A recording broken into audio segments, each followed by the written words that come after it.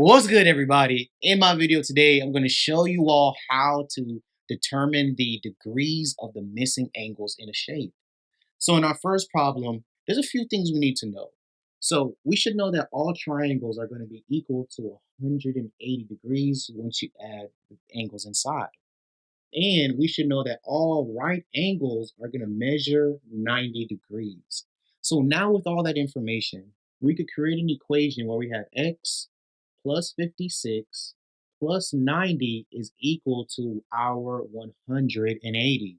We combine our like terms to get 146 is equal to 180. After we simplify, we're going to get x is equal to 34 degrees. So this missing angle right here would be 34 degrees. And once we add them all up, it should equal 180. Now, when we move over to problem number 2, right? And please make sure you guys stay to the end of the video because I got a nice little trick to make sure that you have this right. But in problem number 2 now, guys, what's going on is that we have a quadrilateral, right? And with quadrilaterals, their internal degrees is going to equal to 360, right? So that's the biggest difference between this problem and this problem, just how much is it equal to? So we go through and set up the equation just like we did the previous one, right? We just know it's not going to equal 180, it's going to equal 360 instead. So that gives me 225 plus 3x is equal to 360. All right, let's do, when we subtract, what do we get? All right, this is going to be 10.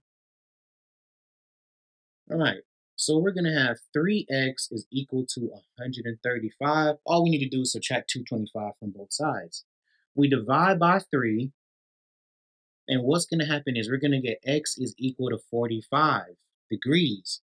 Now, just be mindful that not all the time is the answer going to be exactly what we get. What does Mr. Peters mean? Well, if you look here, it says that our answer for this is just x, which is 45 degrees. But when we come over here, this angle should be measured 90 degrees. So just please make sure after you get the correct answer, just make sure you add these angles back together so that we do have the correct answer. And before we go, what I wanted to show you guys was just this little trick slash formula, right? And you guys have seen it before, but I really want you to use it. So we have 180 n minus 2. N refers to the number of sides for the shape, right? So let's look at it, right? 3 sides. 180 multiplied by 3 minus 2.